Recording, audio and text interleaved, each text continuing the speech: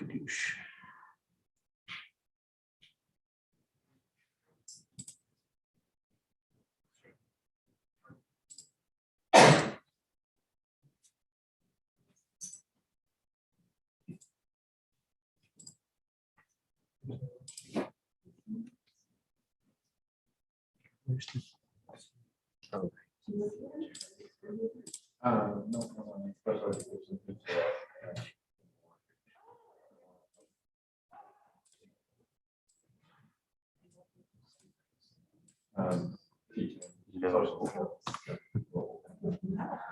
Right, Coleman. Yep.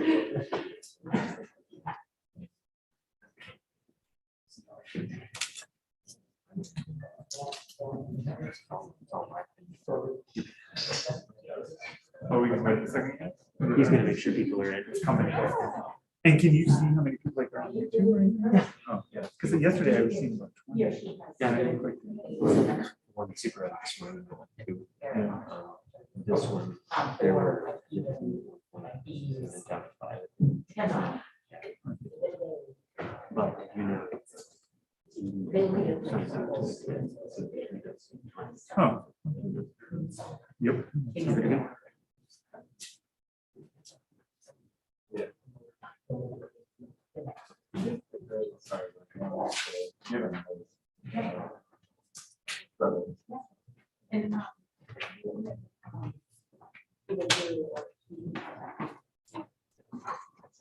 All right, well, we're going to get our last session started here called the Internet Age. My name's Dr. David Zwart. I'm an associate professor here at Grand Valley State University.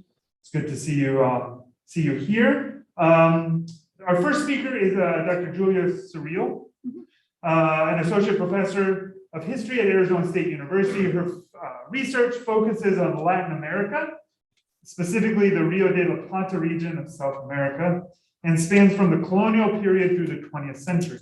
Her first book, The Guarani and Their Missions, a Socioeconomic History, integrates quantitative and qualitative analysis to shed light on the experiences of the Guarani Indians residing at Catholic missions during the 18th century. Her current research project uses the caffeinated beverage, yerba mate, as a lens for studying Argentine history. The title today is The Transformation of Social Drink, Yerba Mate in Argentina and the United States. Thank you very much. And what do I just press this, right? Okay. All right. Hi, everybody. It's a pleasure to be here. My first time in Grand Rapids. I'm enjoying my stay. I've learned a lot. I like the intellectual stimulation, and I'm happy to speak with you today about my own research. Some of you may not be familiar with yerba mate, so my colleague here has generously offered to go around. I have some tea bags. If you would like to take several tea bags, you can try it at home at your leisure. And he also has a loose leaf yerba mate that you can look at, smell, whatever you would like. So yerba mate is a tree. There we go. With the scientific name Ilex paraguarensis. It is a member of the holly family that grows naturally in Paraguay, southern Brazil, and northern Argentina, and was first discovered by the Guarani people or the Kaingang people. The rituals surrounding mate and tereré are what distinguishes the drink from other caffeinated beverages. Mate and tereré are most typically shared. One person is the cebador or server, who oversees the round, refilling the cup with water, passing it to each person, making sure that the bombilla or the straw is set properly, and adding new yerba when the old yerba becomes lavado or washed out. The round continues for at least 30 minutes, if not several hours. People build connection and intimacy with each other by passing around the mate or tereré and drinking from the same bombilla. A mate is using hot water and tereré is using cold water. Although mate and tereré are most typically shared, people who drink it by themselves frequently claim that it provides them companionship.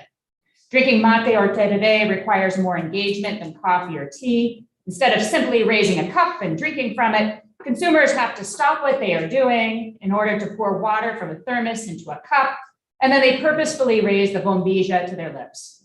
Drinking mate or tereré also lasts longer than other caffeinated beverages. Cups of coffee and tea are generally finished in less than a half an hour before they get cold. In contrast with mate and tereré, the cup is refilled with hot or cold water from the thermos again and again, often for hours at a time. In sum, mate and tereré are not simply caffeinated beverages, they are also social practices. Both drinks are deeply meaningful to the people of Southern South America, and this shared significance points to a regional identity that extends beyond national borders. And yet, mate also has national significance in Argentina. A poem popularized by the radio personality Lalo Mir eulogizes mate and explains its importance in Argentina. I have excerpts from the poem here.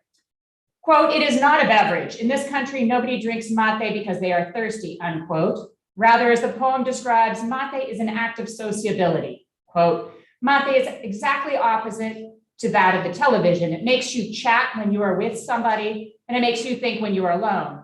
When someone arrives at your house, the first phrase is hello, and the second, some mates.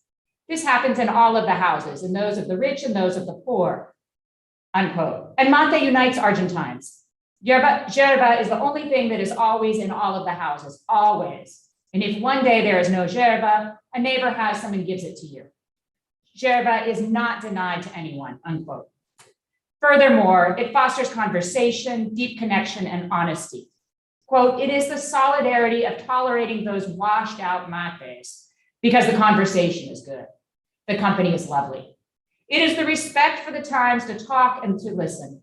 You talk while the other drinks it, and it is the sincerity to say, enough, change the yerba," unquote. In 2013, the Argentine government declared mate the official national infusion, and in 2016, the Argentine government made yerba mate Argentina an official geographic indication of origin, like French champagne or Mexican tequila. With the exception of Lebanon and Syria, yerba mate is something different outside of South America. From the colonial period onward, entrepreneurs have unsuccessfully tried to globalize yerba mate. Their failed efforts, which I go into detail in the paper, centered on the marketing of yerba mate as an inexpensive substitute for coffee and tea. Today, in a little over a decade, yerba mate has transformed into something new in the United States, a high-priced, healthy energy drink. The transformation has been driven by Guayaquil brand yerba mate. Oops. Oh shoot, this is an older version. Sorry. Okay. For most Americans, Guayaquil is synonymous with yerba mate. As a 2020 article in the University of California, San Diego's newspaper described, quote, "Students typically turn to a cup of coffee, but now walking into any library or study room on campus, one is likely to see students holding an iconic yellow can or colored bottle," unquote. The iconic yellow can or colored bottle is, of course, Guayaquil yerba mate. In the same year, the Wesleyan student newspaper published an article expressing concern, quote, "The news of Guayaquil yerba mate's discontinuance has upset many yerba mate lovers across campus, as the drink is widely popular among college students," unquote. Guayaquil and West Shop subsequently came to an agreement, and they continue to stock the drink. And today, when searching yerba mate in Google, the second hit out of about 21.9 million results is Guayaquil. Guayaquil started in 1996 as a senior project of Alex Pryor, an Argentine food sciences major who grew up drinking mate. His family had cultivated 1,000 acres of yerba mate in Paraguay, and Pryor brought some of it back to Cal Poly. He emphasized that the yerba mate was grown in a manner that sustained and protected the rainforest, based on techniques that his family had learned from the Guarani Indians. Pryor also highlighted the product's connection to native peoples by naming it Guayaquil, after the Guayaquil Indians, who he erroneously described as, quote, "a sub-tribe of the Guarani tribe," unquote. The name lacks cultural sensitivity. Guayaquil is a derogatory name used by the Guarani. Instead, the people he called Guayaquil identify themselves as Ache. But Guayaquil was appealing for marketing purposes. To Americans, Guayaquil is an exotic name that points to indigenous origins. Soon David Carr, a surfer from California and classmate, joined the project. Together, they marketed Guayaquil yerba mate, both in tea bags and loose leaf, as a healthy alternative to coffee, and they launched their company as an environmentally friendly and ethical business that promoted forest conservation and social development. The following year, 3 more friends joined, and the company embarked on a grassroots approach to marketing, traveling in a Volkswagen bus to festivals and natural food stores on the West Coast, where they got permission to set up a stand and give samples and sell their product. Guayaquil yerba mate caught on, but it was a niche market, limited primarily to natural food stores and health-conscious consumers. The scholar Ana Fochesato credits the alternative food movement for creating an opening for Guayaquil to successfully market yerba mate as something other than a substitute for coffee or an energizing drink. The company's initial emphasis on its ties to native peoples in Paraguay through the name Guayaquil, yerba mate origin stories, and its business relationship with the Ache, along with its environmentally friendly production processes and reforestation efforts, fit with alternative food movement's goal of promoting, quote, a more sustainable, more environmentally friendly, and more just socioeconomic order, unquote.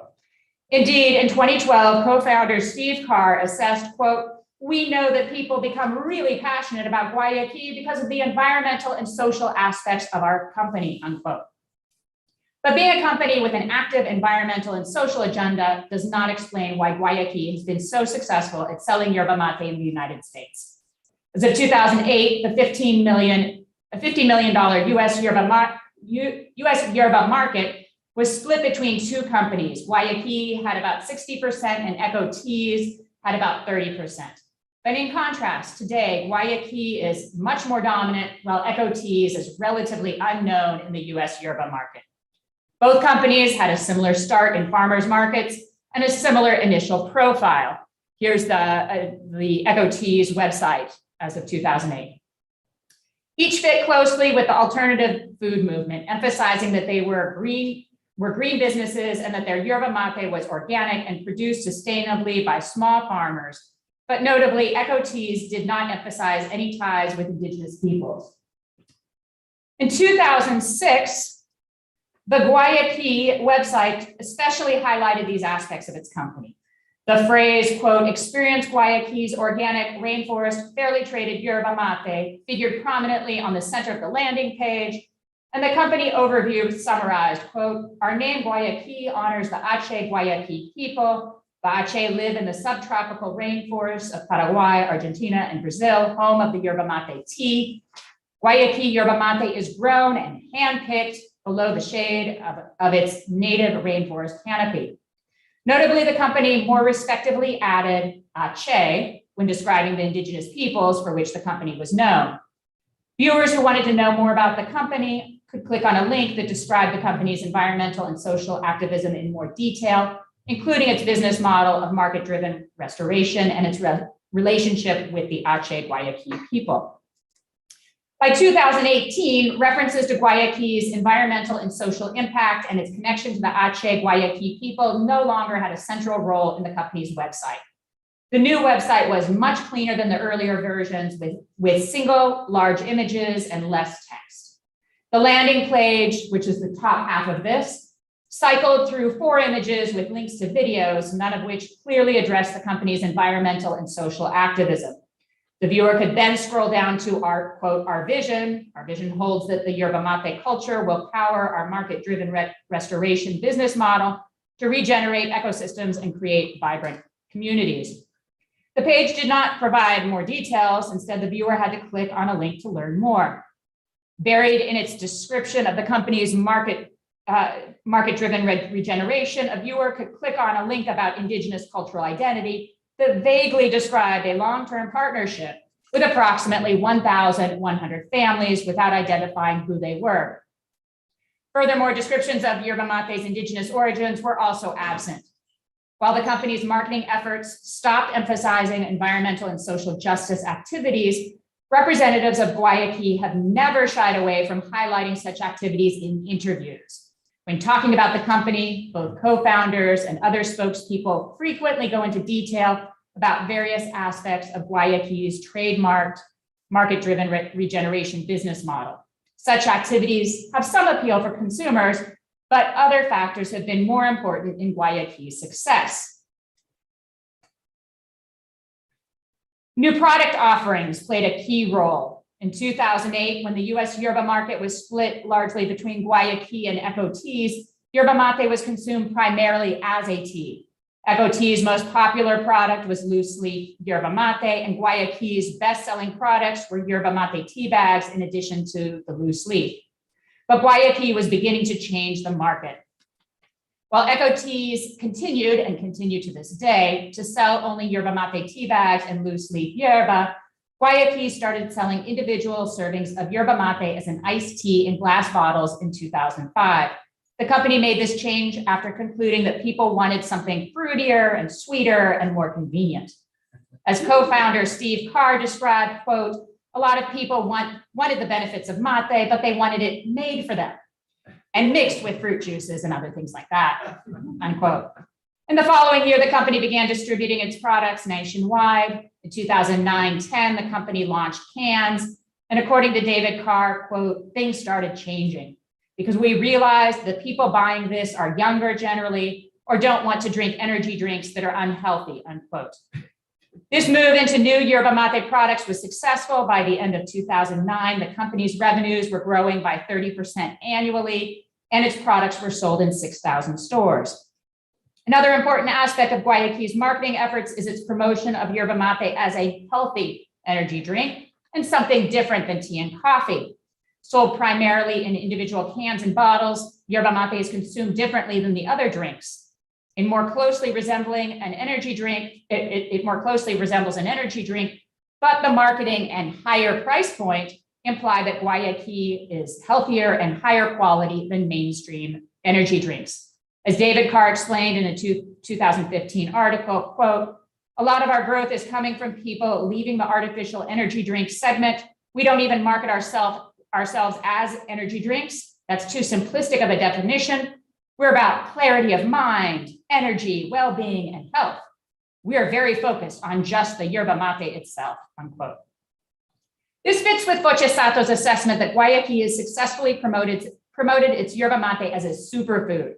According to Jessica Lawyer's definition, superfoods are items, quote, "celebrated for their purported extraordinary nutritional and or medicinal values, natural qualities, associations with the exotic or pristine places of origins, and histories of traditional or indigenous use," unquote. As Fochesato argues, rhetoric and labels that, quote, "present it as naturally nutrient-rich and not tainted by additives and technological processing," unquote, have transformed yerba mate into a superfood. Indeed, the general perception of yerba mate in the United States is of a healthy energy drink. But Guayaquil's success cannot be fully explained by its marketing of yerba mate as a healthy, energizing superfood. In 2009, Honest Tea, which is owned by the Coca-Cola Company, launched bottled iced yerba mate under the Honest Mate label. The product's 2010 website described Honest Mate as, quote, "invigorating, ready to drink organic yerba mate drinks, high in antioxidants and low in sugar and calories. Honest Mate is brewed with organic, unsmoked mate grown on a family farm in Argentina using environmentally sound farming methods," unquote. In addition to touching on the same alternative food and superfood themes as Guayaquil, Honest Mate also sold at a lower price. And yet the effort failed. By 2013, Honest Mate had disappeared from the Honest Teas product line. About the same time, the Coca-Cola Company also unsuccessfully launched Latin Biorhythm Mate, a bottled iced yerba mate in Asia. Coca-Cola took a different approach in marketing this product. Its video advertisement associated Latin biorhythm with Brazil, the beach, and beautiful people. But like Honest Mate, Latin biorhythm mate also disappeared. In contrast, the carbonated yerba mate beverages Materva and Club Mate, both of which long predated Guayaquil, saw their sales grow even though neither promoted their products as healthy, nor did they market their companies as especially environmentally or socially conscious. Until the 1970s, Bottling Company had been selling the carbonated yerba mate beverage Materva in South Florida. While initially limited largely to Cuban Americans in Florida, Materva's popularity has spread in recent years. In 2002, Miami's New Times chose Materva as the best local soft drink. And today, bottles and cans of Materva can be found in Cuban and Latin American markets, bakeries, and restaurants throughout the United States. Club Mate has experienced even more success. While it started as a yerba mate beverage popular in Bavaria in the at the beginning of the 20th century, Club Mate spread in post-reunification Berlin in the 1990s, and by the 2000s, Club Mate had become the drink of choice for European hackers and partiers. According to a 2014 article in Vice, quote, "The golden soda has become essential nourishment for anyone in Berlin involved in activism, club culture, dance music, and tech, just about anyone in the city under the age of 40, unquote." Today, Club Mate is sold in over 60 countries. The success of the two yerba mate products points to additional reasons for Guayaquil's success: authenticity, identity, and community. Materva has long been known as an authentic Cuban soft drink with ties to pre-revolutionary Cuba. In drinking Materva, consumers express their connection to Cuba and South Florida. In contrast, Club Mate does not emphasize its connections to where the soft drink is produced. Instead, Club Mate highlights yerba mate's connection to South America. Its prominent logo is of a person who is mysterious and exotic and doesn't look like a typical German, but rather someone from a different time and place. For people who know about South America, the enigmatic figure could be a gaucho. To others, the figure might resemble Guy Fawkes. To add to Club Mate's mystique and to highlight its energizing and stimulating properties, the company also trademarked the following description in 2008, which it includes on some of its bottles. So I'm not going to read it here, but basically it really highlights the connection to South America and that this authenticity lends credence to Club Mate's claim about the beverage's unique, invigorating properties. Those traits were central to Club Mate's growth in Europe and led to a cult following among hackers and partiers. Along the way, Club Mate created a shared identity and community among drinkers. The company's grassroots marketing approach of intentionally cultivating a fan base rather than paying for advertisements or sponsorship also helped. As Al Jazeera reported in 2013, quote, "Germany's status as the homeland of European hacking has been oiled by Club Mate," unquote. And quote, "A tour of Germany confirmed the key role Club Mate has played in bringing hacktivists together," unquote.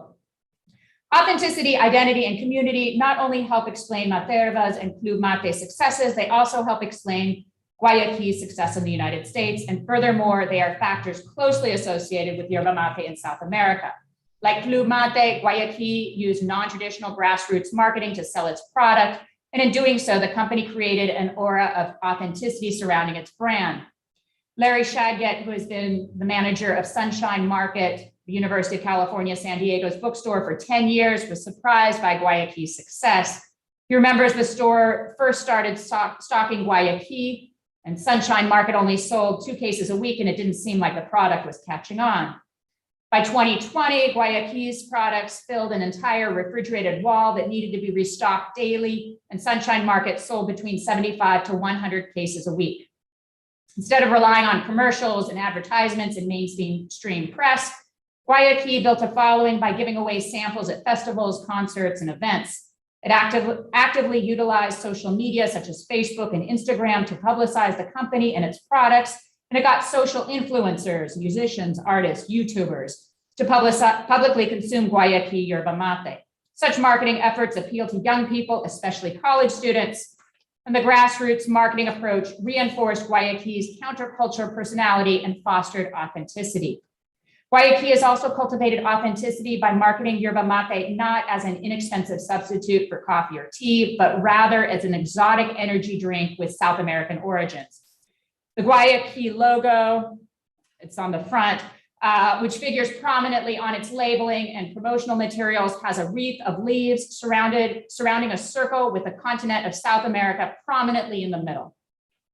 The labeling on Guayaquil's products reinforce such a vision. It highlights the exotic nature of yerba mate. Quote, people have long gathered to imbibe mate, to awaken the mind, perform extraordinary feats, and to exchange confidences, unquote, and its energizing properties. Quote, come to life with this high energy infusion brewed with the mighty emerald green mate leaves, unquote, while vaguely alluding to indigenous peoples. Quote, even Yari, the mythical goddess of mate, decrees its symbol of friendship, unquote. For those who want to know more about Guayaquil's product, the company's website has always included images of yerba mate and its South American roots. Various English language Facebook groups and pages have been created in recent years to share information about yerba mate culture. All of these sites go beyond the basic bottles and cans of yerba mate. Members regularly share photographs related to yerba mate, most frequently their mate paraphernalia, and ask questions about yerba mate practices. So while for the average American yerba mate consumer, the drink is a healthy energy beverage from South America, the Facebook sites demonstrate that some American yerba mate consumers want a deeper level of authenticity by adopting and adapting South American yerba practices. But for both types of consumers, there's no mistaking that yerba mate is its own thing.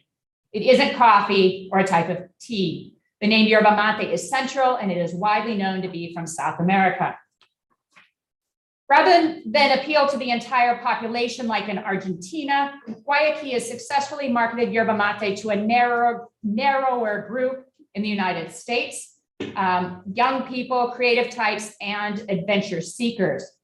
The company actively promotes an idealized sense of community by purposefully associating the drink with hipsters. In 2010, the company's website created a link to Guayaquil ambassadors, quote, athletes, musicians, and musicians that live and breathe Guayaquil in their daily lives, unquote.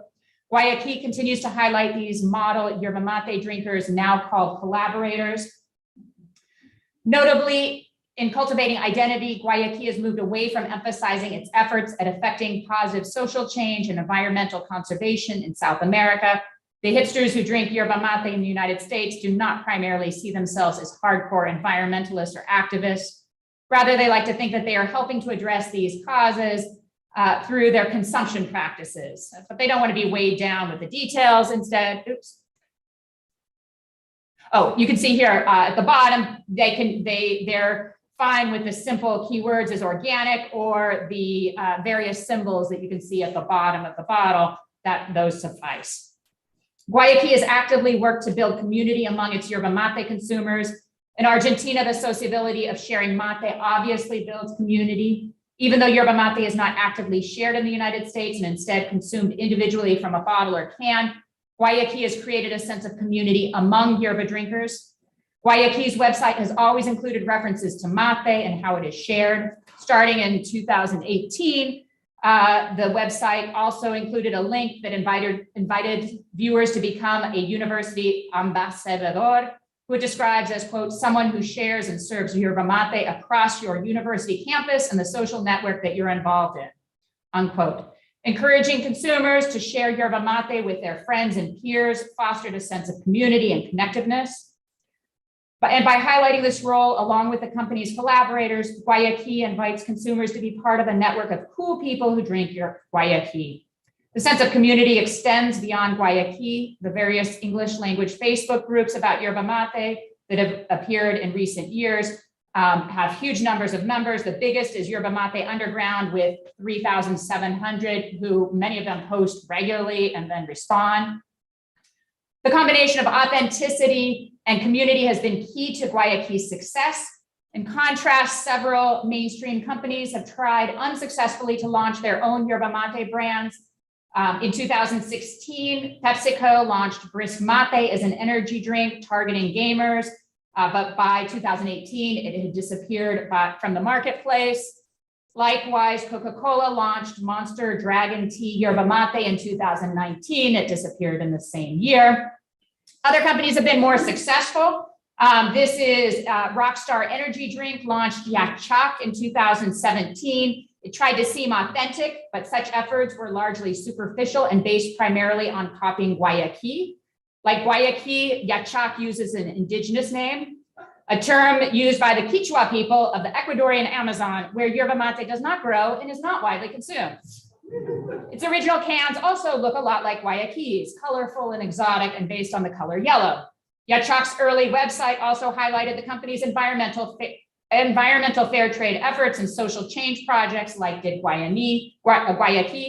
Ironically, its 6 philanthropic alignments focus primarily on elephants and orangutans, animals that are not native to the region where yerba mate grows. 2017, Yerba A was launched in Arizona. This is different in that it didn't overtly copy Guayaquil. It is instead emphasized to be or marketed as an enhanced sparkling water and energizing properties. Though both of those brands have now really cleaned up their bottles or their cans, they look quite different. There are also new Honest Mate failed, but now in 2021, there is Honest Yerba Mate, which I have not yet tried. And Trader Joe's has their own, and I think this you can really see with Yerba A and also Trader Joe's, and then we have Perrier. These do not mention South America. They don't go into details about this exotic drink. Really, they're relying on customers already knowing that yerba mate is a healthy, energizing drink. The Trader Joe's one, it doesn't say anything about it. The only thing it says is organic and that it has caffeine in it. So it's unclear what the future of yerba mate is in the United States or in Latin America.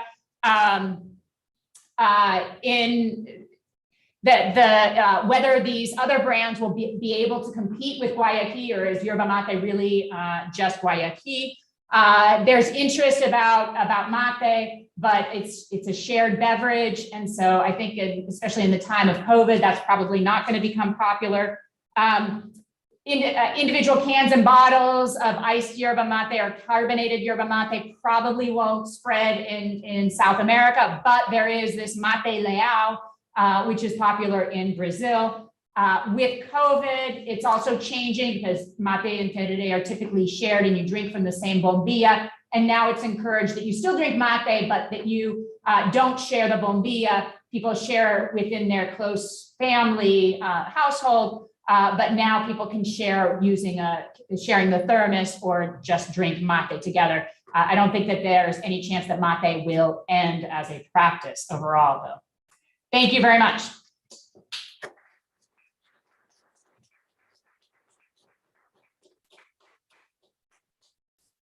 Thank you, Drew. Our second panelist is Dr. Malcolm Purinton. He's a food and world historian whose work focuses primarily on the socio-cultural relationship of empire, trade, and technology in the history of beer and brewing. He's part of the affiliated faculty of Emerson College and an adjunct faculty at Northeastern University. Maybe more importantly for this talk, he's also an active participant in the local craft beer scene at as the Boston columnist for the Northeastern regional beer magazine Yankee Brew News, where he recently guest edited an issue about beer history. He has also recently published a book chapter on the history of European beer in 19th century South Africa. His current project is a manuscript examining the development and spread of European beer styles across the world via imperial trade networks. Today's presentation is entitled #DrinkLocal, Taprooms, Reviews, and the Changing Beer Culture in the Information Age. All right. Hello, everybody. Thank you for having me here virtually. I wish I could be back like I was a couple years ago. I definitely missed the beer scene over there. And kind of, went from something super stimulating. I really like Julia's talk, though I can't offer any free samples of my own for the beer section. So let's share my screen and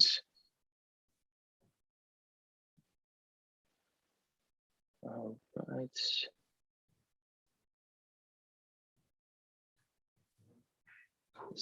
There we go. All right. Like my introduction, so I'm actually currently a visiting lecturer at Northeastern, full stop right now, which is nice. And I've been writing about beer for a local beer magazine and scholarly work too for many years now. And I've also been a home brewer for the past 20 years. So everything's kind of wrapped up. I've had a lot of fun actually putting this presentation together, looking at how the history of craft beer has kind of gone alongside the evolution of different types of media in forms of kind of bringing people together across borders instead of just across the bar. So first off, what are we talking about here? All right, craft beer, quite different from just like the large macro brewers, say Heineken, Anheuser-Busch, Coors, so forth. So for the Brewers Association, which is kind of the central lobbying company, of craft beer, small breweries across the country, they define craft beer as an American craft brewer, a small independent brewer, annual production of about 6 million barrels of beer or less, approximately 3% US annual sales. Beer production distributed to a brewer according to rules of alternating proprietorships. This definition has honestly changed quite a bit over the years, depending most of the time on just how much beer Boston Beer Company is producing, Sam Adams beer. So it was like 1 million barrels, then 2 million barrels. And as Jim Cook keeps expanding, now it's 6 million barrels. But also independent, which is key.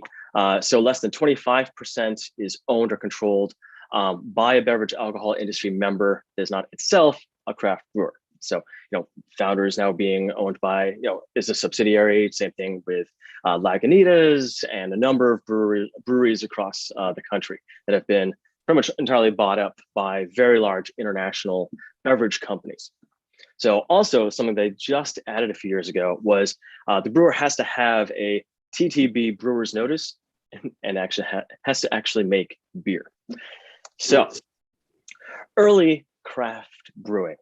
Now, the history of craft beer kind of goes back to 1960s. 1965 is when people really point to when Fritz Maytag III, heir to the Maytag fortune, was hanging out in San Francisco and ended up buying Anchor Brewing Company that was about to completely go out of business because it seems like he was one of the only people that actually liked to drink it. But purchased it and made Anchor Steam and invested a ton of money in it and started kind of a revitalization of beer on a smaller scale that was not focused on the Pilsner style of beer, that light golden lager, which is actually the focus of the manuscript I'm working on right now.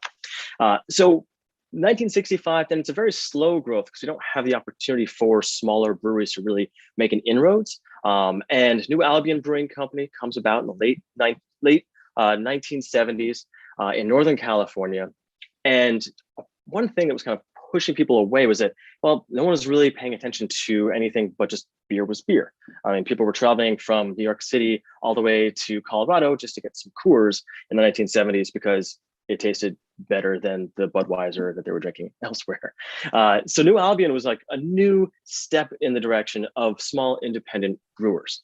And also Jack McAuliffe, who founded it, had a good background of welding, so he was able to put together his own materials because none of the brewing makers, like material makers, were making things on a small enough scale. So at the same time, we have another brand new brewery. Ken Grossman founds Sierra Nevada Beer Company in Chico, California. So we have two right around like the turn of the 1980s, where we start seeing a slower growth. Along with that, we've got Charlie Papazian, so he's in the bottom right there. He starts like the American Homebrewers Association. He also writes The Joy of Home Brewing and helps with lobbying for Jimmy Carter to make homebrewing actually legal because it had been illegal ever since the Prohibition. And so that was also a huge change to see homebrewing becoming a popular, it's kind of like a fad, but growth of homebrewing shops across the country, just more and more people enjoying the craft of making their own beer. And also, no one's really producing ales like porters, IPAs, pale ales, or anything like that. People were just looking for something that was, different, something that had more flavor, more interest. And it's also beginning to be kind of an international story. So Michael Jackson, he's the dude down the bottom, not the other Michael Jackson. He starts writing about beer. He's really the first one to write about beer and be a professional beer writer. Publishes Beer Companion, also like the world's, beer companion, looking all over the place, traveling around the world. He even has a short run TV show called The Beer Hunter in the 1980s on the BBC. And at the same time, he's doing all of this writing in England. You see the formation of Camera, a just volunteer grassroots organization of beer drinkers in 1971 who found the Campaign for Real Ale, because they're seeing all of the old styles of British beers, the porters, the ales, and so forth, being completely eclipsed by that light golden lager of the Pilsner. So they're working on trying to bring back in their small communities these styles of beer, these smaller independent brewers that are producing that style and kind of holding them up. So we see print coming through here. Prior to this, you only have really other types of just kind of like broader industry journals. And with the Americans are looking all around the world too, because they don't really have, some of you coming from the East Coast, if you're not nearby New Albion Brewing Company or Sierra Nevada or Anchor, all around California, those on the East Coast were trying to figure out what is happening. In the late 70s, early 80s, a lot of people just graduating from college, go for tours and traveling all around Europe. They're tasting all of these styles of beer that they had never even heard of. And so they're just on their own. They're checking out, the founders of New Belgium Brewing Company literally did go on a fat tire bike tour around Belgium and came back and decided, hey, no one's making this beer. I'm going to do this. This also occurs for the founders of Harpoon Brewing Company, Massachusetts Bay Brewing, Dan Canary and his partners, who also traveled around Europe early 80s and found Harpoon Brewing Company in 1986.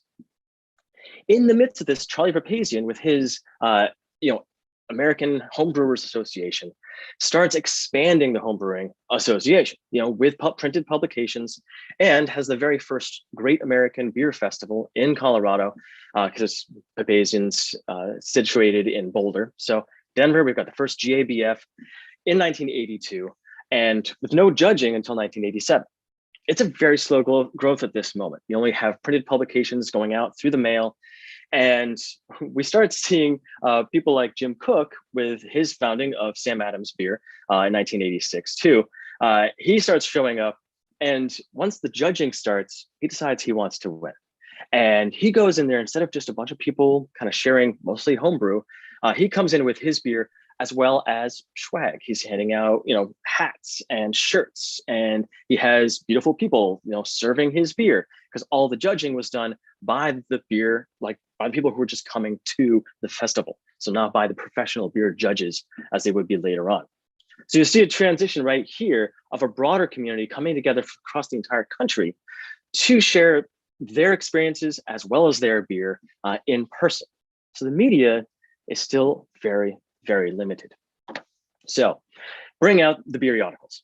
So right here, we start seeing, instead of the industry journals that existed since 1860s, 1870s across the world, honestly, with Western Brewer and others, we're start seeing beer specific publications going for the consumers.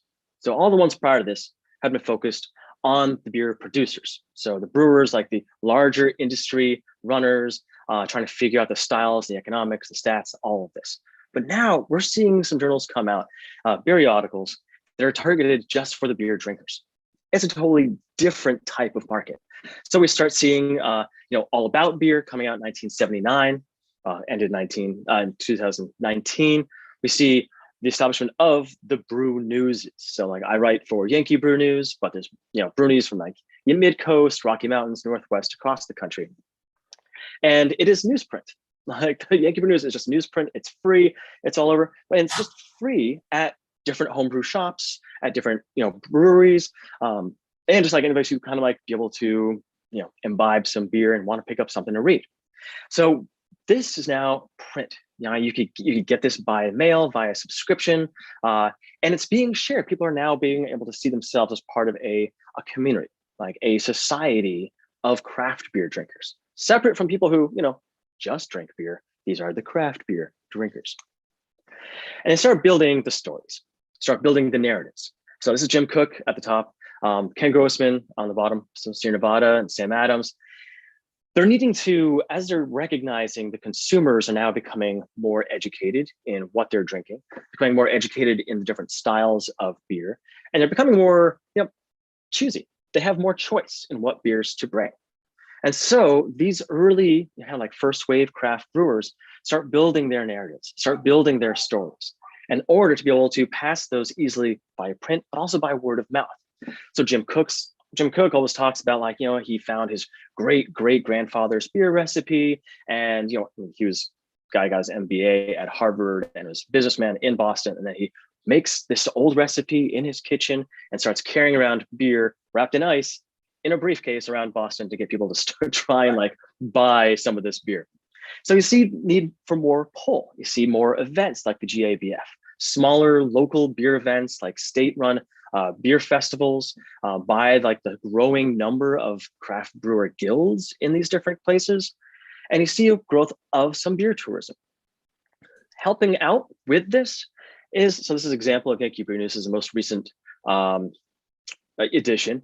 Actually, yeah, I wrote one of those cover stories. How about that? So Yankee Brew News has maps within it. So you can find wherever you are, where the nearest brewery is going to be. We don't have smartphones yet in the 1980s. You can't just or the 90s.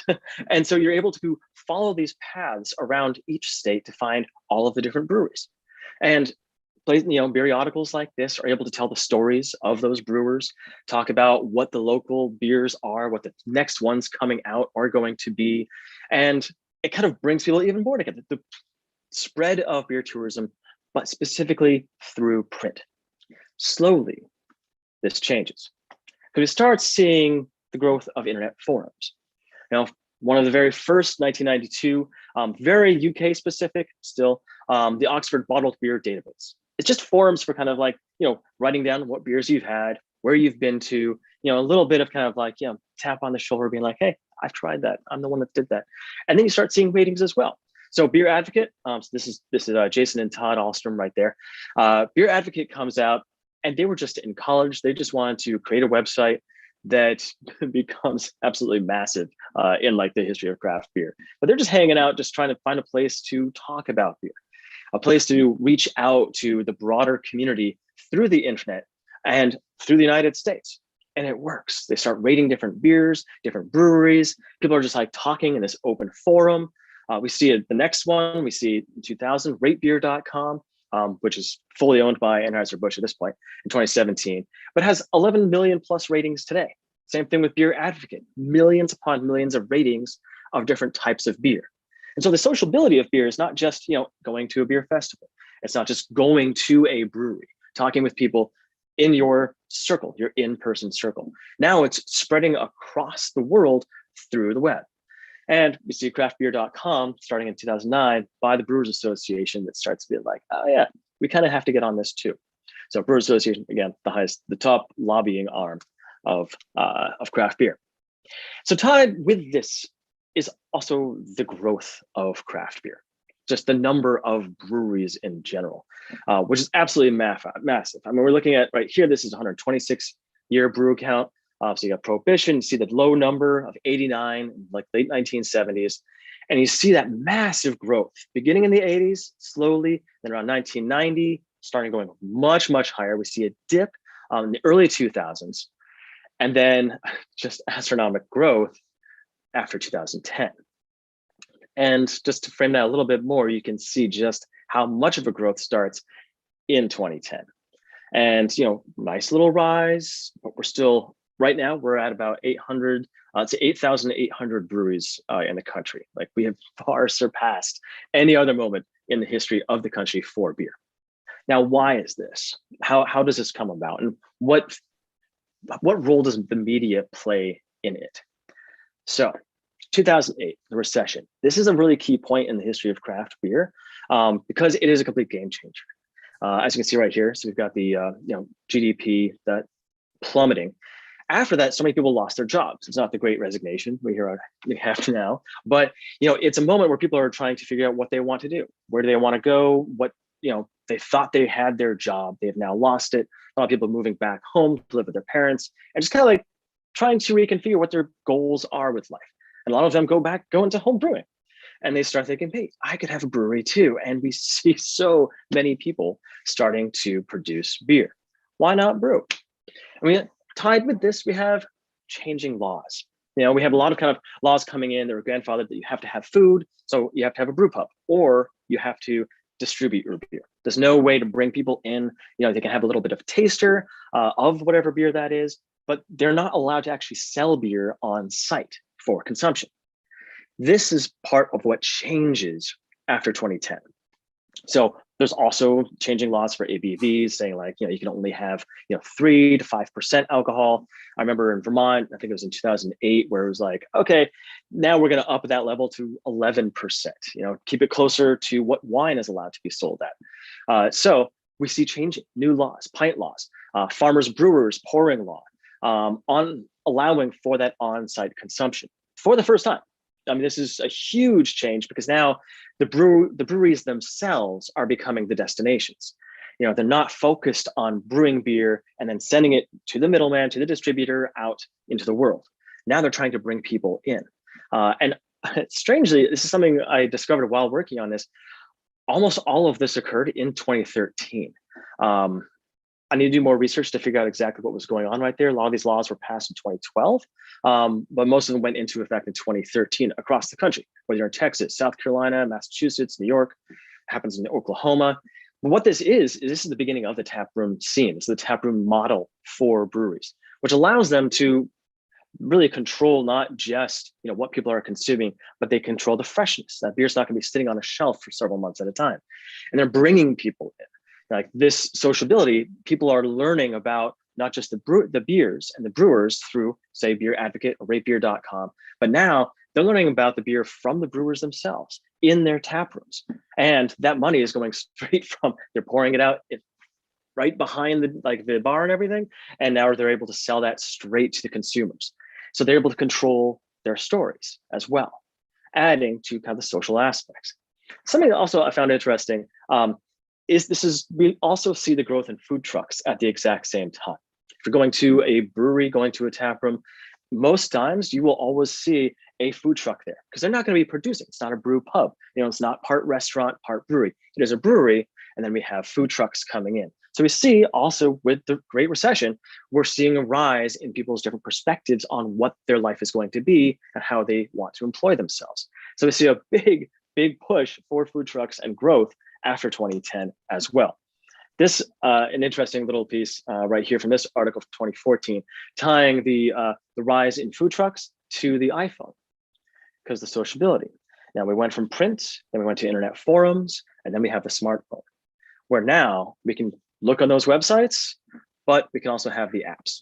So these apps right here, we're looking at, Untapped is one of the big ones, but in case you don't know, Instagram started by the same guys who started Instagram started the first thing as bourbon, a way to just share pictures of whiskey. That was the whole goal. And then they switched it over, they added filters, added like a social aspect to it that was much more broad to include just pictures of everything. So it starts right there. We have pictures, and you include some hashtags. Untapped comes around also in 2010 as a way, as an app on your phone to rate beer. And like add that through, add pictures, like sign into places and talk about your experience with the beer, and the brewery itself. So all of this is happening at the exact same time in 2010 and growing. App Untapped just recently bought out Beer Advocate, which is just kind of a fun way to see how that all kind of comes together. So as we see more like the brewery becoming the center for people to go to, it's not the local bar, it's not just buying beer for home consumption. It's about being part of a broader community tied to the internet, tied to the digital age of information age, which means the breweries themselves also need to work on their own narratives. Treehouse Brewing Company, Night Shift Brewing Company, there's two from Massachusetts that really crafted their story well. Night Shift Brewing Company, 3 friends all living together in Boston, and they all had full-time jobs and they were brewing at night. So it was their night shift, right? It's good, right? So Treehouse Brewing Company, huge deal in the craft beer scene because it's also scarce. A big piece of this is the scarcity factor of how easy is it to find that beer. You want to be the one on your Untapped, on your beer forum, on your rate beer, you want to be the one who's had the beer. You want to be the one who's of the few that has had that beer. And we see this growth in the tourism through trying to seek out those smaller breweries, seeking out those scarce beers, standing in line sometimes for hours, which is what people would do at Treehouse before they expanded exponentially. And people are still waiting in line. You can't buy that beer anyplace else but the brewery. So we see a growth right here of different hashtags. Personally, I love drink local. I spent last year living entirely in Maine, so only drank Maine beer. There was a moment, it was great. But this is right here, this is an example of different hashtags, beer related ones. Beer, of course, being in every single one, but craft beer take up 21%, Beerstagram, Beer Lover, Insta Beer, beer porn, cerveza, craft beer in other places, artisanal beer, depending on which country you're at. So we see people tying themselves together now using hashtags, following beer specific influencers going through. And the listicles are always so much fun to look through, but they're mostly based upon what people, aspire to have. So this list, this just came out through VinePair's like your yearly best beers in the country. This just came out a few days ago, and they sourced everything from Beer Advocate. So for Massachusetts, Treehouse Brewing Company, you can only go to a Treehouse place to get that beer. So the number of people who are rating this beer, sometimes it's just aspirational, being like, well, I want to be one of the people who've had that beer. So I'm of course going to rate it highly because everyone else is rating it highly. I don't want to be that person. In Vermont, Heady Topper, you cannot get that beer outside of Vermont. If you do, it hasn't gotten there in the right way. So Heady Topper also, it's that scarcity. It's you're the one who's been to the brewery, you're the one who's had the special beer, and you are part of this broader internet community.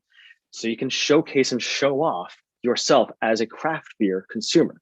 And just want to throw out for Michigan, the CBS delicious beer. I was so happy to have it when I was at the conference a couple of years ago, fresh. But now it's available in 4-packs across the country. After Founders was bought out, now you can have their most popular beer pretty much anywhere. Or also the KBS, the Kentucky Bourbon Stout as well. So now I kind of want to offer a little bit of a counterfactual. What if we didn't have the recession? What if we didn't have the smartphone coming in at the same time as the Great Recession?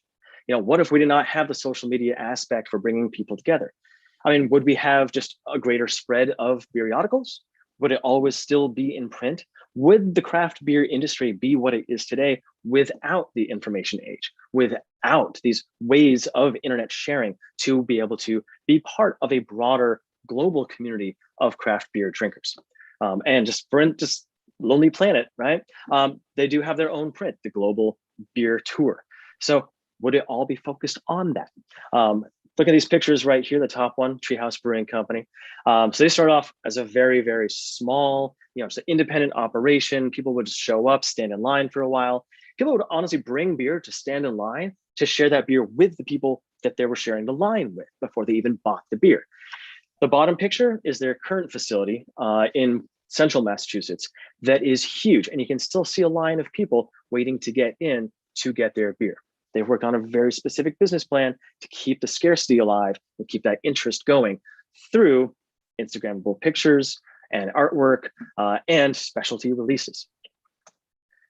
And what we actually do have is the importance of social media in maintaining the interest in craft beer and maintaining an interest in specific breweries and specific beers. Brewers Association themselves, they do lots of different, webinars and conferences to focus on how to use social media to benefit the brewery. I've been to several Massachusetts Brewery Guild annual conferences, and there's always going to be a whole line of technical knowledge, and then there's going to be a whole line of workshops of just media knowledge. And there's even the Beer Marketing and Tourism Conference that is yearly held in different places around and annually across the country, focused only on how to blog, how to take the right pictures, what catches people's eyes, how to use social media, and how to spread the news of your brewery and be part of the beer writing across the world. And that is it. Thank you very much.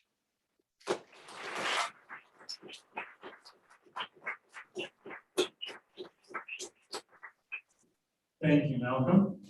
So after 2 papers on drinks, so if nobody's thirsty yet, I can have some water if anybody needs it. Our third presenter is still talking about leveraging, you could say, the internet age, the new technologies. This is Kyle Morton. He's a high school teacher at Milwaukee's Marshall High School, part of the Milwaukee Public School System, and chair of the Comprehensive Special Education Department. He's a graduate of the Cardinal Stritch University of Milwaukee with a master's in urban special education. And today's paper is entitled Socially Distant Social Skills in Academic Instruction, Teaching Students with Significant Development Disabilities During a Global Pandemic. Thank you. Good afternoon, Grand Rapids. One thing before I get started, as you take notes or if you have a question for me, if you do me one favor, it's going to be a little difficult for you true adherents of the Chicago Manual of Style. But when you refer to somebody with a disability, we use people first language in education. So it should be a student with an intellectual disability or a person with autism or student with autism. So like I said, I know it kind of goes against that active, most efficient use of language. It took me a while to get the hang of it too, but please, that just shows my students a little bit of respect when we discuss them. So the focus of this paper examines how evidence-based practices for teaching students with moderate to severe intellectual disabilities and autism had to be adjusted during the virtual instruction due to the COVID-19 pandemic. So Milwaukee Public Schools remained virtual all of last year, with our first shutdown in March of 2020 and then the entire academic year last year. We have since returned April 26th of 21. We returned some, it was voluntary. Parents had to sign up their students to be in-person instruction. And then this year we are back with full mask mandates in-person instruction. This paper, though, again, will examine how IEP goals, that's the Individualized Education Program goals, and special education services were delivered in a virtual setting. Given the students' disabilities, social skills in particular needed to be taught. Autism, my classroom is an autism unit, is a communication disability more than an intellectual disability. So special education services provided to students with disabilities is an education that is governed by contract law, for those of you who don't know. School districts and families create a legally binding contract called the Individualized Education Program, or for short, IEP, in which the school district agrees to provide special education services in order to meet IEP goals. These IEPs are renewed on an annual basis. In the year leading up to the 2020-21 school year, the IEPs that were written in the year before were done so with an understanding, of course, that school would be held in the schoolhouse in person, as always. However, in March 2020, like I stated, Milwaukee Public Schools shut down and quickly put a virtual learning plan in place. That plan and the decision to remain virtual lasted the entirety of the 2020 and 21 school year. This placed special education teachers in a particularly difficult situation. The federal government's Department of Education that oversees special education law did not waive special education requirements as stated in the Individuals with Disabilities Education Act, which is the superseding law that governs all of special ed. The DOE did, however, allow for students to be taught in a virtual environment. IEPs, though, needed to be amended, which is a legal process in which an IEP can be changed before its expiration date. New contingency plans, as MPS called them, were required to account for the changes in environment. All of this meant meetings and paperwork in order to ensure compliance with ever-changing directives from MPS, Wisconsin Department of Public and Wisconsin Department of Public Department of Instruction, excuse me. However, one thing remained clear amongst all of the changes that were made is that students needed to make progress towards IEP goals. My caseload included 15 students. 11 of these students have a primary diagnosis of autism, and the remaining 4 have a primary diagnosis of intellectual disability, but either have a sensory or communication that presents similar to autism need. Students range from the age of 14 to 21 years of age. All of my students participate in the Wisconsin Essential Elements Standards, which is otherwise known as the alternate curriculum. This set of standards is reserved for students with the most severe disabilities. In addition to that, students benefit from additional instruction in social skills. Social skills programming is an important component of an autism classroom. Students with autism often struggle with foundational skills such as paying attention, following instructions, initiating of interactions, maintaining interactions, play skills such as good sportsmanship, have delays in language and communication, understanding and regulating emotions, and struggle to understand others' perspectives. All of the students that I talk about in the paper here struggle with these skills to a degree. Challenging and interfering behaviors on my caseload include improper greetings and name calling, negative self-talk, bad sportsmanship, inability to correctly identify scale of a problem and respond appropriately, inability to understand others' perspectives, and 4 students require speech and language therapy from an additional service provider that still needed to occur during the pandemic. The normal method of intervention would have included a lot of games, community outings to practice social skills, field trips, and social cueing from in-person instruction. This was not allowable to a large extent during virtual instruction. Special Olympics was canceled, gym was a YouTube video, and games were too complicated for students to try to figure out without having ever played them online before. Students had not used technology in my classroom before. Last year was my first year taking over this classroom. The teacher before was a 26-year veteran of Milwaukee Public Schools and had been in that classroom for 20 of those 26 years. Very old school. And so students had not logged on to the various digital teaching platforms. And that was something that had to be taught right away as a procedure. Students did master the Google Classroom, the Nearpod, and other digital resources in time.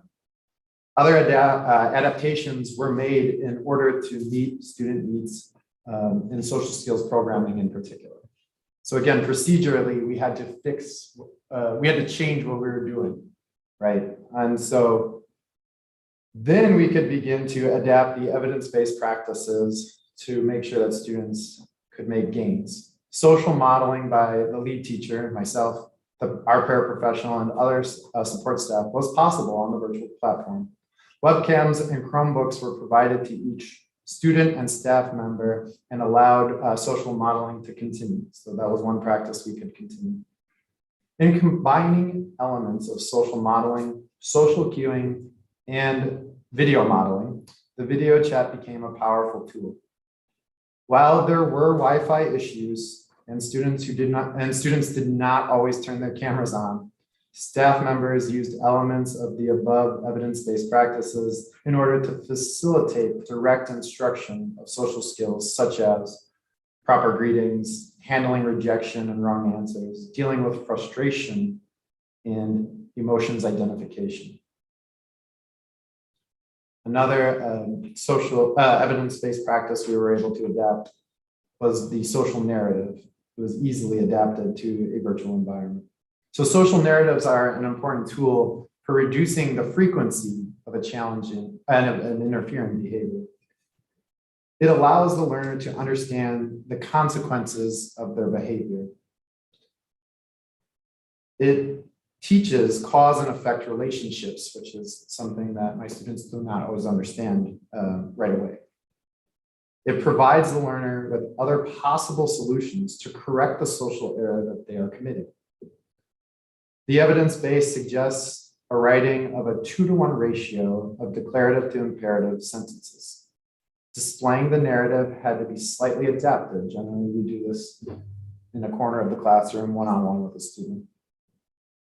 So rather than a social story or an actual physical power card, it was presented on a Google slide in a Google Meet session. This did have an advantage, though.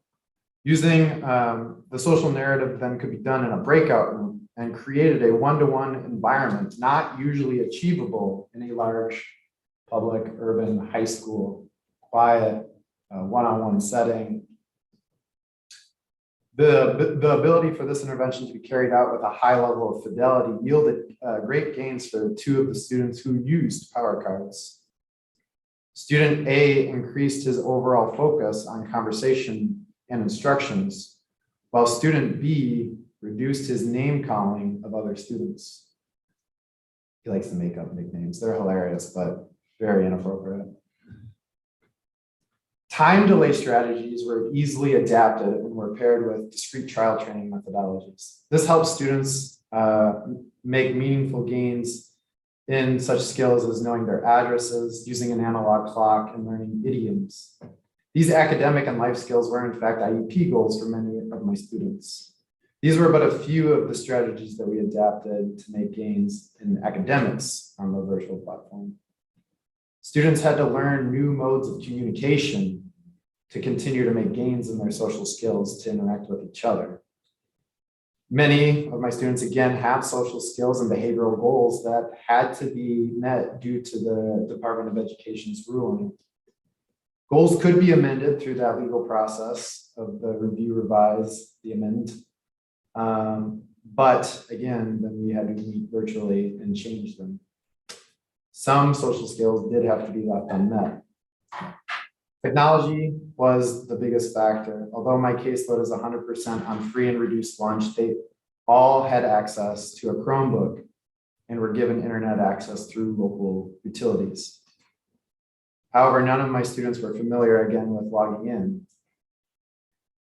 They did in time learn to log in, use chat room etiquette, and navigate Pear Deck and Nearpod. Students in particular who could read and write, not all in my caseload can read and write, but those who could began to use the chat feature to engage with peers and staff. And luckily, as host control, we could turn that off at times. Others became comfortable with using the mute and unmute function to self-advocate, answer questions, and engage with peers. Students were able to use the Pear Deck and Nearpod tools to answer questions. However, sharing screens remained challenging, but was overcome through the use of a teacher tool called GoGuardian. Once students mastered basic computer skills, social instruction was again possible. Students were able to talk to one another using the mute and unmute function. This did make it harder to determine if their long pauses were due to their disability or uncomfortability with the technology. Many of the students have longer processing times, and a goal of our social skills instruction is to teach them appropriate responses within an appropriate amount of time. So it's difficult for us to measure, right, if the delay is because of the muting and unmuting function, or if it's just due to the disability. But they were able to converse, and such social skills such as manners, conversation starters, and responding to a question were easily adapted to the virtual environment. Verbal exercises were the most easy and effective means of instruction for social skills. So many of the exercises that I chose were based in an applied behavioral analysis technique and methodology. This methodology yielded positive results for the students. Many saw gains in their social skills scores. Data was kept. as is required to report in the IEP, and showed that most students saw a 20% improvement in their conversational skills. Although the technology tools like Nearpod and Pear Deck were critical for my academic instruction, it adds those visual supports and allows them to visually respond. Keeping social skills interactions verbal, just verbal trials, benefited overall participation. Many special education central office staff, supervisors, administrators, and parents worried that the virtual platform would hinder social interactions for students with moderate to severe intellectual disabilities and autism, like the ones that I teach. However, by keeping instruction to verbal trials, their data sheets showed that their social skills, conversational skills did increase. An advantage to the virtual platform was that inappropriate comments could be muted before it could escalate another student. If a student made a socially awkward comment or was aggressive in their language, I would mute and redirect the student before they said something to upset his or her peer. This reduced verbal altercations and decreased the scale of response for students. So there's a scale of problem where we work on big deal, little deal, and I can make sure that it stayed a little deal. This is similar in many ways to response interruption as done in person, which is an evidence-based practice, but it again had to be modified for the virtual platform and was greatly aided by that mute tool. Another benefit that the virtual platform afforded to me as the teacher was the ability to place students in small groups for academic instruction, social interactions, and behavioral redirects. Similar to the incidents that I just stated above, using breakout rooms was an effective behavior management technique. Students could be redirected one-on-one. This made them feel less embarrassed and more receptive to the redirection. This led to more instructional time for me as the lead teacher, as students could meet with support staff for the redirection in the breakout room. 15 students is a large caseload or class for students with severe developmental disabilities. Using breakout rooms allowed me to break the class into smaller groups. My paraprofessional and children's healthcare advocate were able to support the small groups. We can do this in the classroom, but again, it's 15 students in a small-ish classroom can be very overwhelming and overstimulating for some of the groups because of the extra noise. We didn't have that in the virtual platform. Students were more comfortable in the smaller groups and felt more comfortable talking, turning their cameras on. MPS did not require students to turn their cameras on for class due to concerns of equity. So, but in the smaller groups, the breakout sessions, students did in fact turn their cameras on more often. And students felt a lot more comfortable for talking about sensitive topics. Last year we did sexual education, as well as other health topics, as well as current events. My caseload is 100% African American, so we were able to use these small groups to talk about George Floyd and Black Lives Matter and things of that. Students felt much more comfortable in the smaller groups. The breakout rooms also allowed us to pre-teach or pre-correct behaviors, which is an important part of applied behavior analysis, to pre-correct behaviors and to provide explicit, direct instruction in more appropriate and socially acceptable behaviors. So again, the social narrative I talked about above was executed in the breakout room. This allowed students to feel more comfortable engaging with the instructor about the material.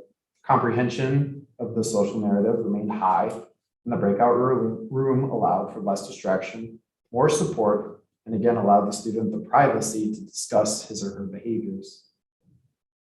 So lastly, the breakout room was also an important tool for major behaviors because I could place them directly into it via the GoGuardian tool. They didn't have to accept the breakout invitation. With the GoGuardian tool, I could directly place them in it by pasting the URL of the breakout session. So this was a really important thing for us as when we needed to redirect serious inappropriate comments or things we were seeing in the background, we could do that in those cases. We did also have the option to remove students from the platform, and we could contact their parents. However, total removal is only used for last resort. Again, with the IEP, removal counted as a de facto suspension, and under IEP laws, suspensions have to be tracked and documented. When special education students are suspended, it has to be tracked because if they go over 10 days of suspension, a plan of provision must be made, a functional behavioral analysis and behavior improvement plan must be made, and discussion about compensatory education must be had. Thus, again, using the breakout room as opposed to just exiting them off the platform prevented that extra paperwork. Yeah. Video modeling is an effective means of teaching students social skills as well. Prior to the pandemic, thus it was easy to transition to the virtual world. It's a little different than just me being on camera. That's direct instruction. Video modeling normally is pre-recorded. So we could do that. So we did do that. So staff acted out behaviors because we were at the schoolhouse, the students were not. So we would act out certain behavioral or social situations to show students appropriate responses and behaviors in given situations. Students enjoyed this immensely. I'm not much of an actor. They thought that these skits, we'll call them generously, were funny, but it followed the curriculum that was meant to be done in person, live in front of the students. So again, we adapted it to the video model, evidence-based practice. It worked well, and again, students enjoyed it. So we've continued on with that curriculum in person, and they think it is just as funny to see me act in person. The last evidence-based practice that I want to discuss is the role of parent-mediated interventions. So parent-mediated interventions are when parents are taught the intervention and then execute it themselves. As most of my students with disabilities could not be left at home alone with the severity of their disability, we were left with the opportunity to actually have the parents there. Most of the parents rearranged their schedules or made sure that an older non-disabled sibling or family member was there with the student, and most of the time they sat right in on the lesson. This gave me the opportunity to really latch on to this intervention for my whole caseload as opposed to just one or two highly engaged things. So often during my lesson, I would use a think aloud procedure to explain the metacognitive strategies that I was using. This allowed the parents to understand the intervention and teaching methods that I was using, and then they were able to support their student using the same strategies. Parents clarified if they did not understand the strategy or quite understand what I was doing. They asked for more assignments to complete with their students in the afternoon so that they could continue using those strategies that we had done in class. As part of our virtual schedule, we only had instruction with the students until 12:30, and then the rest of the time was asynchronous. And so students were supposed to work on independent work. Independent work is very challenging for special education students to begin with, especially for their parents. Many of the parents wanted to overhelp their child with the work. They were not used to seeing their child struggle. And I can tell you, as a brother of someone with a disability, I understand where that's coming from. So many conversations were held with parents about how to prompt and how to fade prompts and how to encourage the independent work. I never judged, just explained. Parents reported that they gained a greater appreciation for what the teacher experiences. Parents and other family members became active participants in the lesson. Above all, this was, I think, the most important thing to have come out of teaching during the pandemic. Parental involvement greatly improved my understanding of where students were in their life skills, academics, and social skills. Parents learned ways to increase their students' independence. And the IEP is supposed to be a team effort between student, family, and school staff, as I stated above. During the pandemic, I felt that this was more achievable in many ways due to the increased communication between teachers and families. Parents were part of the lesson. They were more easily able to attend virtual parent-teacher conferences. And if I seem a little tired, it is because we just held virtual teacher parent conferences this week, and it was just as successful this time as last year. Parents were also more able to attend virtual IEP meetings than when we only held IEP meetings in person.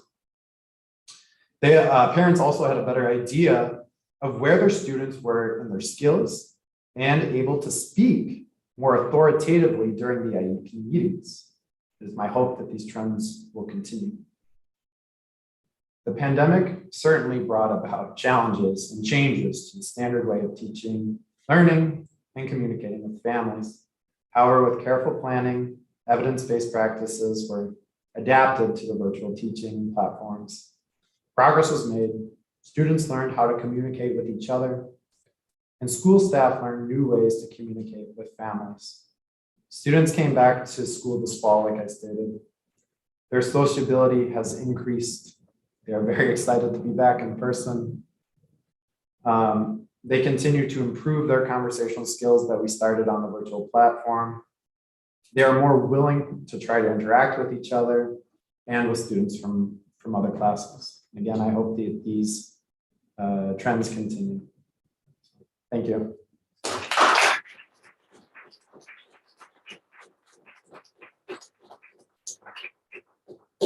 All right, so thanks, Tom. So 3 papers, 3 authors. I assume Malcolm's still there. So if you have a question, we have a microphone for you. You can ask the question to one or all 3. So we've got a question. Hello, Malcolm, this question is for you. Can you hear me? Clap twice if you can hear me. I am wondering how you interpret the role of the introduction of seltzers into the craft beer industry. If you see this as a decline in consumption for craft foods, or how, I guess, for breweries, a shift in focus. As obviously everybody had to kind of follow that. Everybody else is doing it. So yes, that's my question. Yeah, the spread in hard seltzer has been interesting because everyone can do it. It's super easy to produce.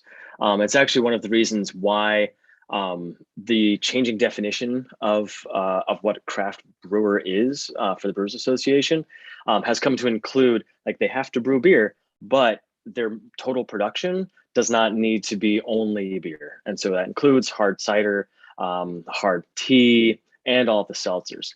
And I do think I've been noticing that the trend has also been not just for seltzers, seen as, lower calories, somewhat healthier in some ways, but the trend has also been towards lower ABVs in general for beers. So we've also seen the increase of just session beers, whether it's session IPA, everything, that means under 5% alcohol.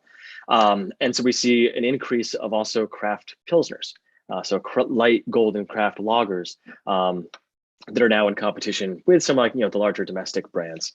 So I see seltzer has been taking some of the overall just beer level of consumption down, but not so much to an extent as also cannabis. Legalization of cannabis has been also doing that as well, for another legal way of relaxing at the end of the day.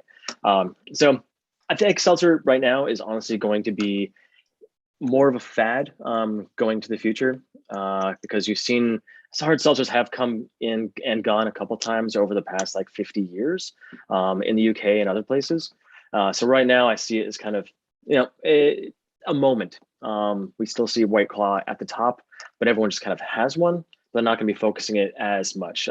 Oh, and actually, quick little bit about that. Sam Adams recently tried to, they were planning for a much larger year of their Truly hard seltzer brand, that they were really kind of oversold it for, oversold what they thought they were going to sell in 2020. So we saw a big decline of the Truly hard seltzer brand just in the past year. And that's kind of where I see hard seltzer going in general. And craft beer itself is now becoming super hyper local. There's a recent article in The Guardian just yesterday, 2 days ago, about how much beer is actually being produced in the country, how much of that is still relatively small for the craft brewers themselves. I hope that answers.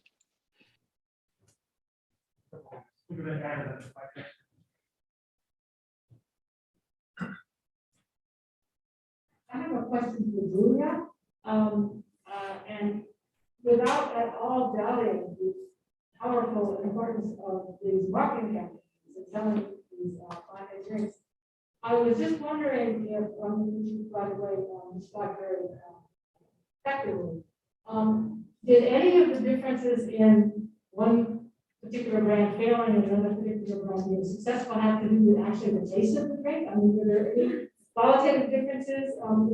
Is it possible that objectively some of them weren't as good as the others, or was it all, you think, the way they represented it?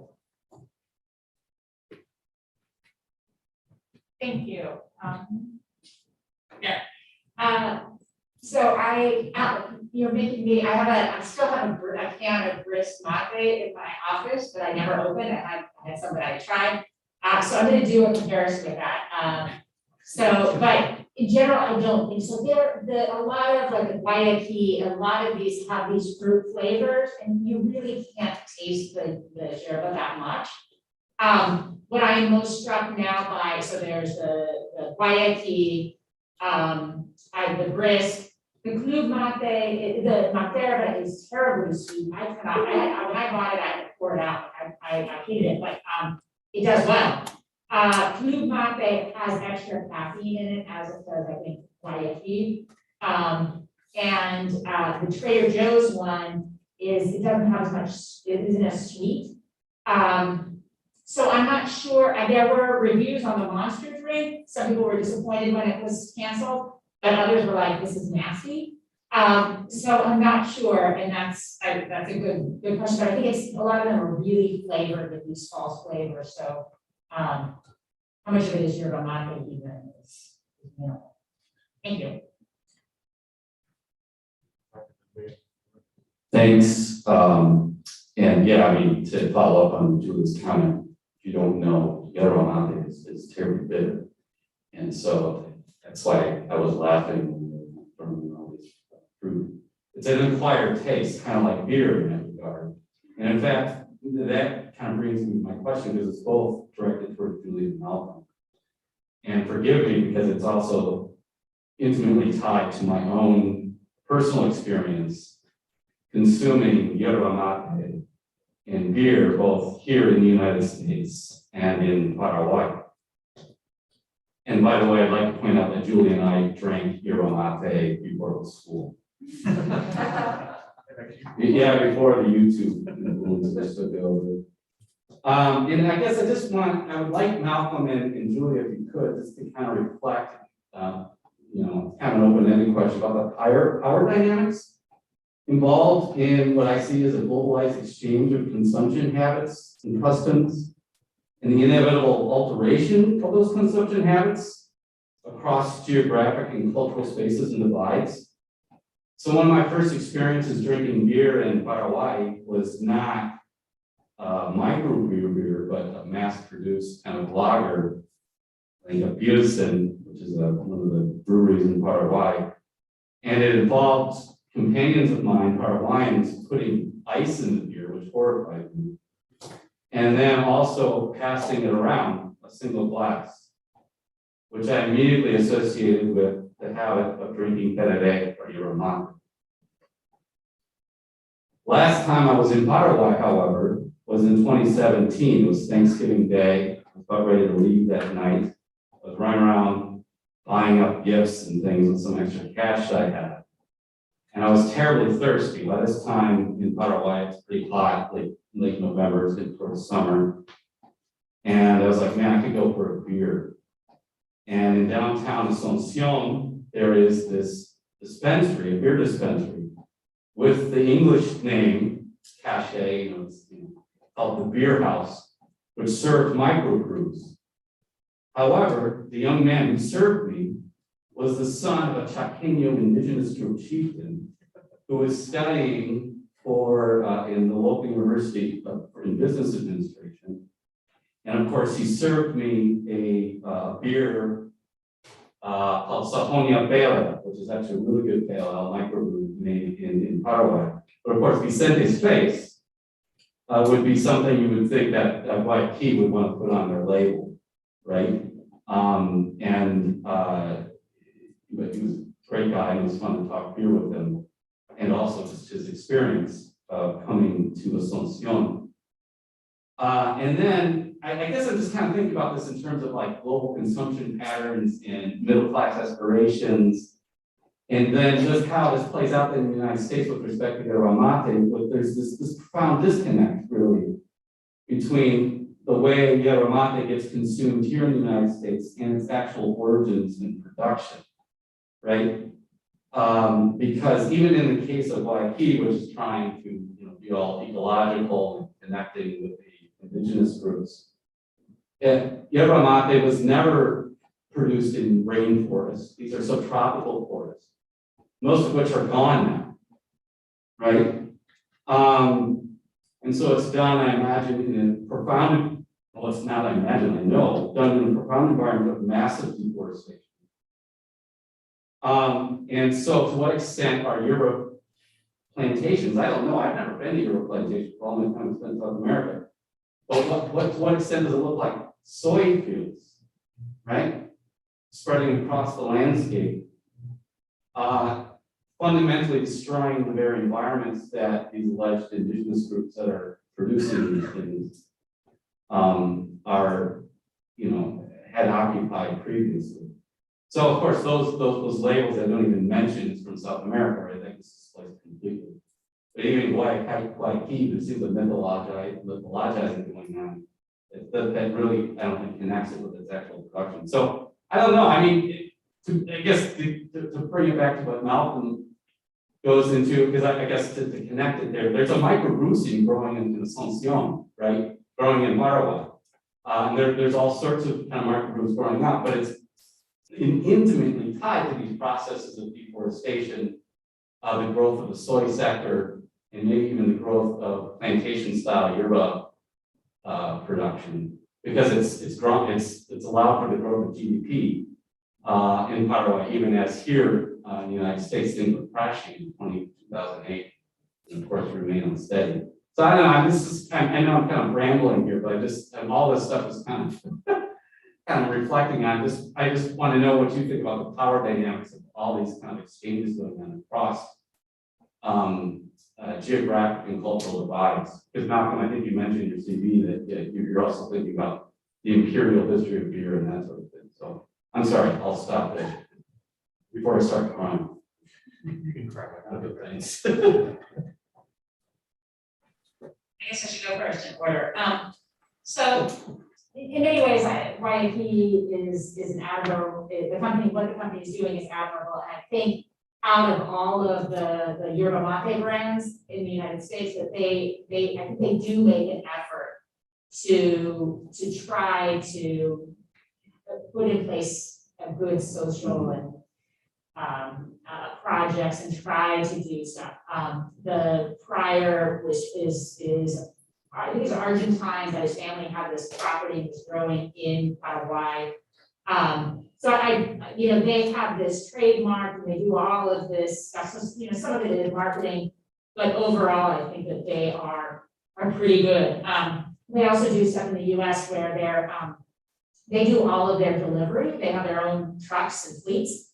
And they've turned to doing electronic vehicles. Almost all of them I think all of them now are electric vehicles. And that a lot of their distributors that they hire, the people who are distributing it or driving those trucks, are ex-convicts. So I think they really do try to do Yeah. mostly walk the walk. Although there's tons of marketing.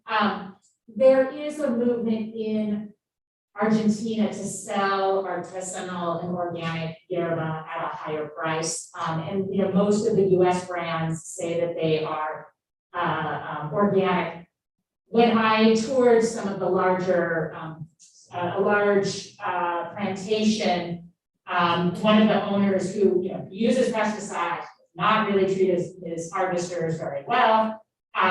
He told me it's not hard to produce yerba mate organically. He doesn't, but there aren't that many pests that bother the yerba mate. He was just trying to cut back on some of the vines. So to do organic is not that hard, and a lot of these labels are fantastic. I love it. Gluten-free, obviously. Non-GMO, obviously. Kosher, obviously. Like, you don't have to do anything, and you automatically get those. As far as what's happening with kind of capitalism, and Argentina is really when they started cultivating at the beginning of the 20th century, they had a large number of small and medium-sized producers, like under 50 hectares. A lot of those people were immigrants who came specifically to grow yerba mate during a green gold time when it was very profitable.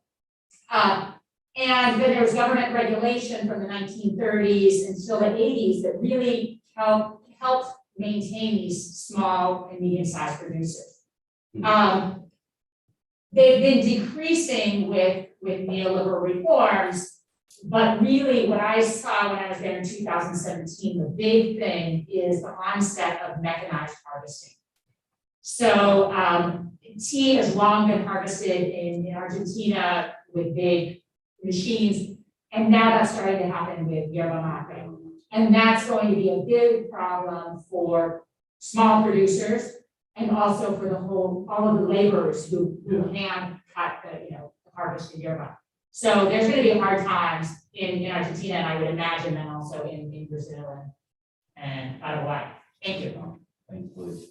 Oh. So looking at like global consumption, like changes and things like that,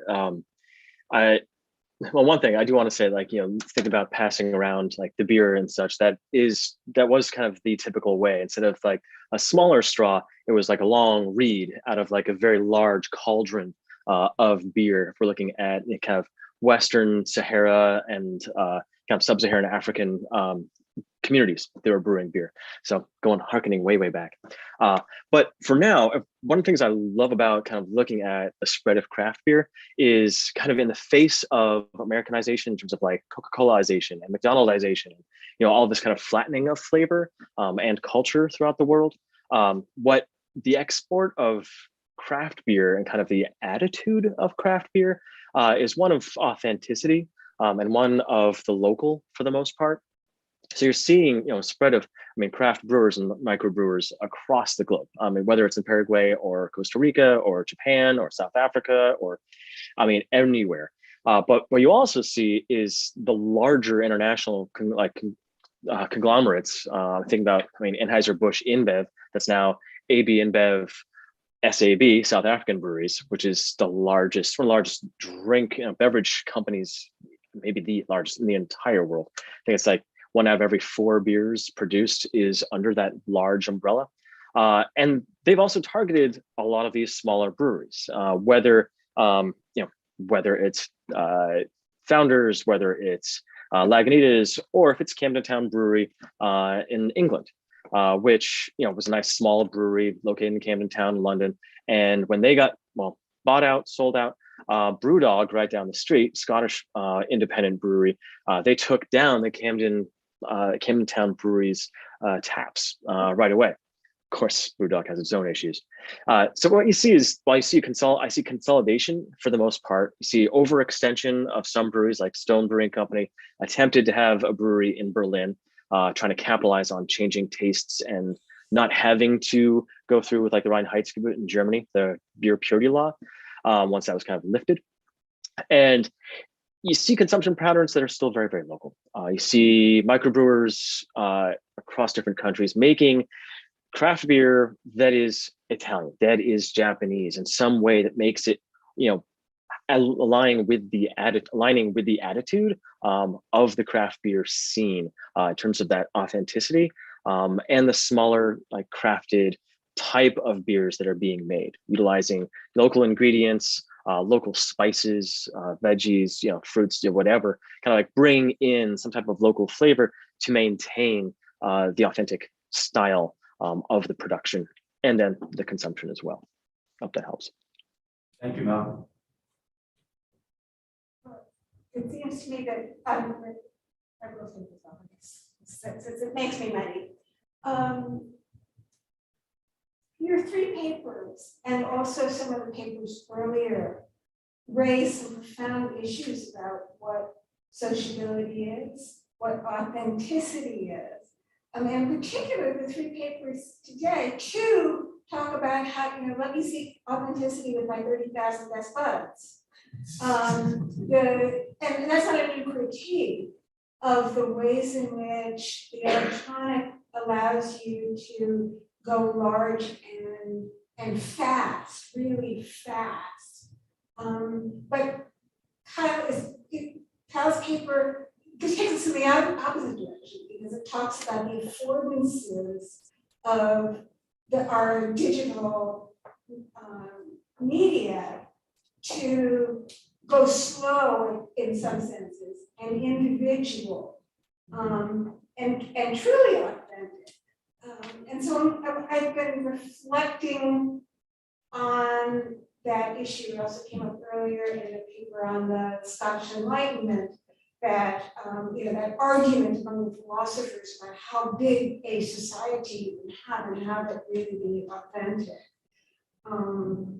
So I'm just I guess I'm throwing it out in front of you. And one of the questions I'll obviously ask is clearly these digital means created affordances for your students that they wouldn't otherwise have had, and how that can be extended. And by the way, it's not only students with disabilities who reported that in some ways they got more comfortable, and definitely minoritized students, many of them commented they were more comfortable in these digital environments. So I guess it's not so much a single question as asking you to provide a reflection on some of these issues.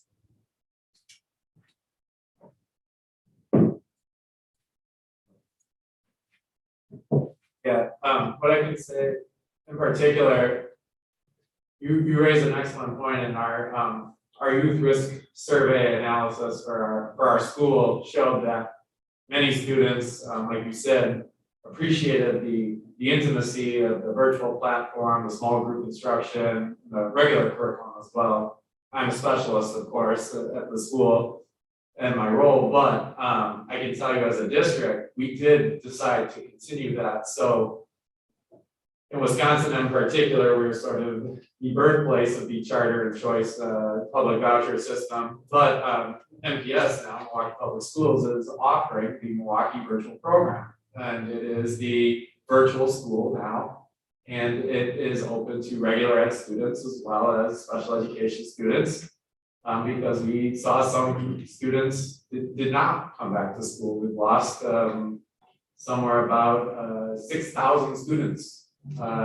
Even with those virtual options, in my opinion, those virtual options will need to be expanded.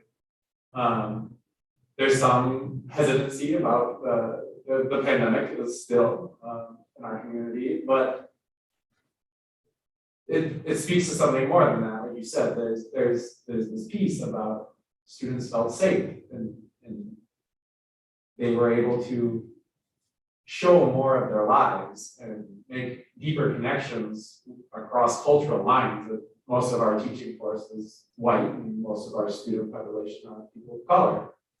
And being in someone's home, right, seeing their cultural backgrounds firsthand, I think allowed intentional instructors, those instructors who look at things with great intentionality, the opportunity to really build lessons that suited the students' backgrounds to really be culturally relevant in a non-cursory way, right? And Wisconsin, again, at the University of Wisconsin, there's I can't think of her name now, but she's one of the leading scholars on culturally relevant pedagogy. And this has become so co-opted prior to the pandemic, right? I'm supposed to do a lesson on African corn rolls, but I know nothing about it because my students are Black. Well, they may or may not like corn rolls. Is that an appropriate lesson? Right, but this allowed us to see inside their homes, to understand their cultural patterns, and to really engage them in a deep and meaningful way. And it was a good experience, although challenging for sure. So I don't know if that answers parts of your question, but that's my reflection on the experience. Is it really allowed us to be culturally relevant in a deeper way than just coloring or African designs and patterns, which was kind of the standard in special ed for being culturally relevant before.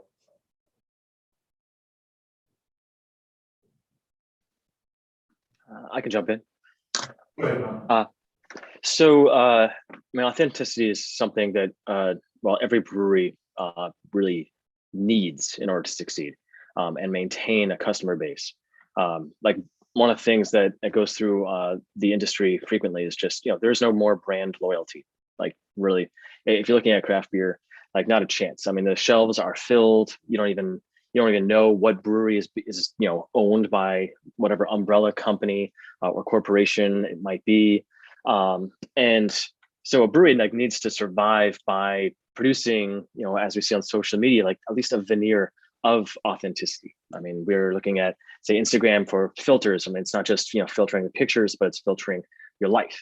It's filtering the brand. It's filtering the narrative and the story of what you'll get when you visit the tap room or you get one of their beers. Like, what story are you ingesting really when you are buying one beer over another beer? And looking at kind of this pace of slow, going faster, going slower. I mean, everything really kind of slowed down for a lot of my friends' breweries and across the country with COVID, having to shut down, then having to pivot over and over depending on what the laws were, opening up spaces, closing other spaces.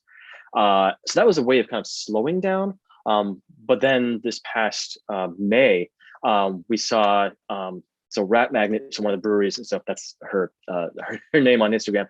One of the brewers for Notch Brewing in Massachusetts started posting people's stories, so women's stories from the brewing industry on her Instagram account, and led to this massive, very rapid explosion of the Me Too movement in craft beer worldwide, where people anonymously are sending in their stories, and you saw just over the course of a few weeks, just hundreds and then thousands of people's stories of being harassed or assaulted in the restaurant industry and tap rooms, in breweries themselves. And then the whole industry, dealing with it and working with it, and then calling out companies that were just trying to put over a Band-Aid, be like, we are listening, but then not making any actions. So that's a way, the authenticity of kind of the movement and the people, you really got to hear the people who are working and their own experiences, and then how that rapidly changed lots of different companies, breweries. Some of them have closed, rightfully so, as they should. But that's kind of like my initial thought of just thinking about that authenticity. So thanks. And I would say in my case, I think I'm not talking so much about actual authenticity, but rather the marketing, the creation of a perceived authenticity. And I think that even goes to mate consumption in Argentina, where I showed that poem that says to be Argentine is to drink mate. Well, I know I have plenty of friends who are Argentine who don't like mate and don't drink it. But if there's this perception that to be authentically Argentine, you have to drink mate. So I have to think about how to tweak that wording. Let me introduce you to German friends who don't like beer, right? Yeah, All right, so thanks. I think we're gonna close out the questions now, and let's thank our panelists one more time for their enlightening papers.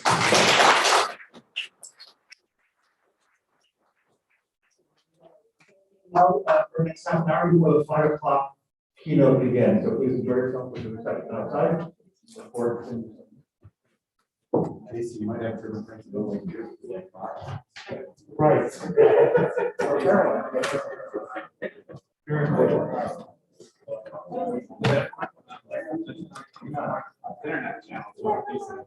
Thanks, Malcolm. Hey, thank you. This is great.